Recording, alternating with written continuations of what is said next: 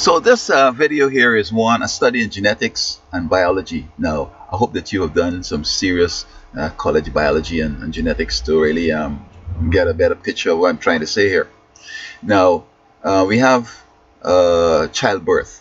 After Eve succumbed to Satan, one of the things that he said he's going to curse the ground, which means that it's going to be worked and we have to sweat hard and it won't produce its true potential as he had intended. And then he also says that Eve is going to have serious problems when she's delivering babies, a lot of pain, a lot of discomfort, and the whole nine yards. And so it's instructive to try to understand what he was saying here. He wasn't saying that I'm going to make your deliveries tough because you are disobedient, nor did he say I'm going to make the nutrients in the earth disappear. But look what happened. We had the flood, a lot of it washed away. And then also we have people doing sort of illogical farming. They want to rotate the crops, they want to rest the field as the Sabbath and so on. And so they've polluted it generally and therefore it's not producing. And furthermore, they've played around with the genetics of the plants so that they've extinct or eradicated some strains and varieties that were from the beginning. They created new ones, hybrids, but they're not the same. So let's get on to why I think that Eve would have difficulties in childbirth. Now, the flesh that they had is a different flesh which we have today. And I don't think she necessarily had pain, but he was seeing that through her generation, talking about the female you shall have pain in deliveries. Now, their flesh is different from us. They were vegetarians. They were built to last forever. It's a different flesh. They were giants, maybe 40 feet tall and whatever. And so God saw that humans through Cain will go on and have sex with other of his creation, and they will start a genetic pool here that is going to be different. Now, for example, Eve and Adam were related. It's the same body. He took the rib from him and he made her, and so on, so that they have the same genetic makeup. But yet their descendants weren't necessarily having the ancestral problems that we would have today if a brother or if you were to marry of your own family. And that was the way it had to be, because they were made of a different flesh, and the way God designed their genetics, it was different. Because you had to be marrying your sister. That's the only way it would happen. Adam married his own flesh. His Cain and Seth and Abel married their own sisters, because either they were born in pairs, and probably this is why, well, I don't know if Eve had 2 ovaries or 4 or 6 or whatever, but let me assume that she had 2. Maybe one was specializing in boys and one specializing in girls, so that maybe the man just came over with an ex and hooked up. I'm not sure, but somehow they were born in pairs or whatever, but each had its own sister to marry and so forth. Until probably the number had reached a great, and then folks decided now to find it fascinating to marry somebody else over there as opposed to the one that he was born with. I don't know. Okay.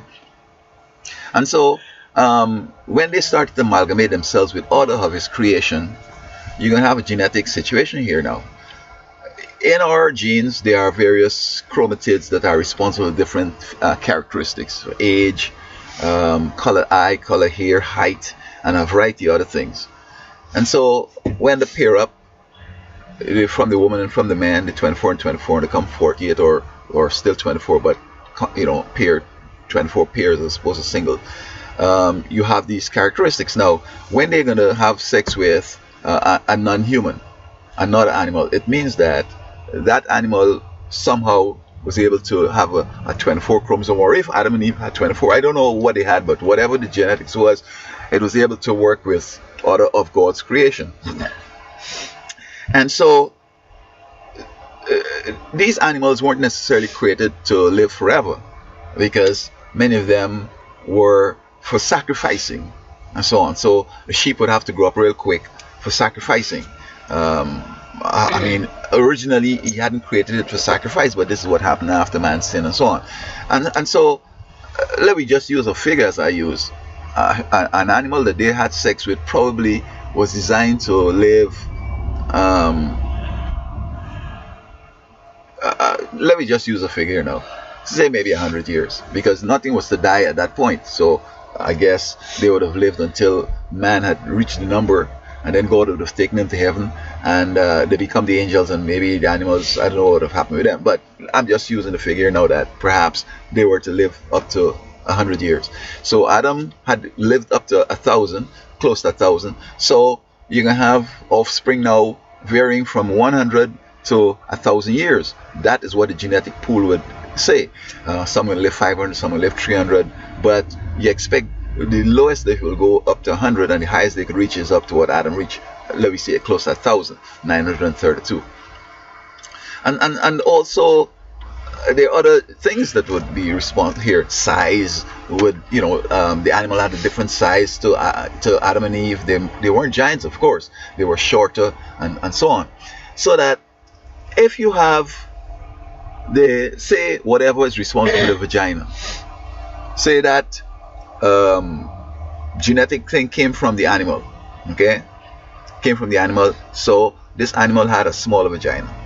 And the offsprings have the size of the total structure has the giant part. So here you have a giant coming through a much smaller, compromised vagina. You will have problems. And I mean, of course, the body works in such a way that it mightn't be such a great difference. But nevertheless, it don't seem as though the vagina size and the size of the humans are necessarily of the same whatever. And so you'll have a problem. Maybe sometimes there's a woman I saw that she made a baby of about 10 pounds or more, and she made it vaginally. Okay, so perhaps she had a vagina of a giant, in relative terms, and the baby was born of this smaller animal. So even though it's big, but her vagina was able to handle it. And then with Eve too, it's highly probable that the flesh was of such that it will expand relatively to the delivery, and after the delivery the flesh will in time come back, as it were, as opposed to now how it's kind of left somewhere in between there. And then look at the size of these things. A woman's head is almost the size of my head, and the baby's size head is going to be maybe about 1/5. The height sometimes is about 12 inches. She is 5 feet. So again, it looks as if it's 1/5 of her height. Now, with a giant this size here, we see here where it's about 40 times the size of my brain. So that you would assume that also their baby is going to be 40 times the size of our babies. So there you go. It's almost as a Mini Cooper, or as a fridge perhaps, and the other parts of the body. But yet, and then again, we're only talk about her vagina, but what about his penis? We could go into penis size and so forth, and maybe it's like a tree perhaps, maybe it's like a lamppost, palm tree, I don't know, but it had to be commensurate. And semen was copious, maybe a barrel full. I don't know, but this thing went on. As you see, Noah had kids way up at 600 or 500 years. I think at 500 he had his boys, so on. And Adam and Eve, they probably had children until they were 800 years old. So that kind of body was awesome.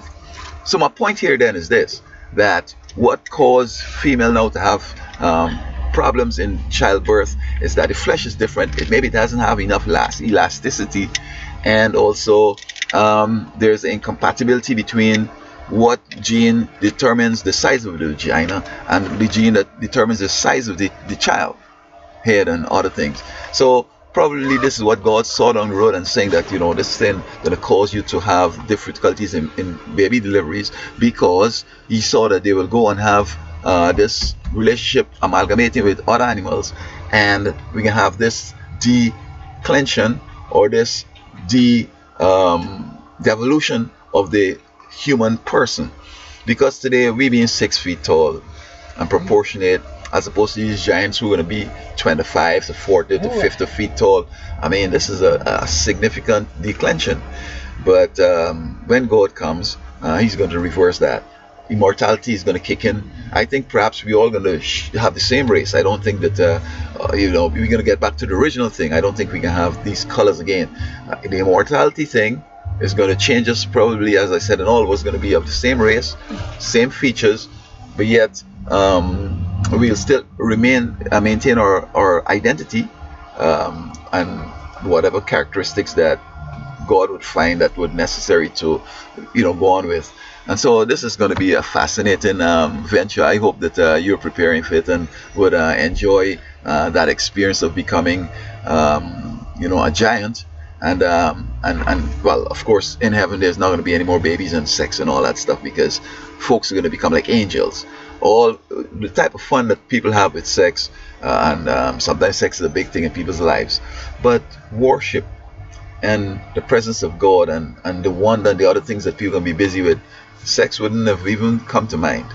And some people who are they think sex is the life and all the whole 9 yards can't see how that could happen. But I know about that. I mean, on college campus, you never even study that. You're so busy with this and that and whatever, and you're excited to see the ladies, but you're talking in terms of future goals and other things, as opposed to let us get down and do some sex and whatever. So I could imagine it's possible, and God has said it.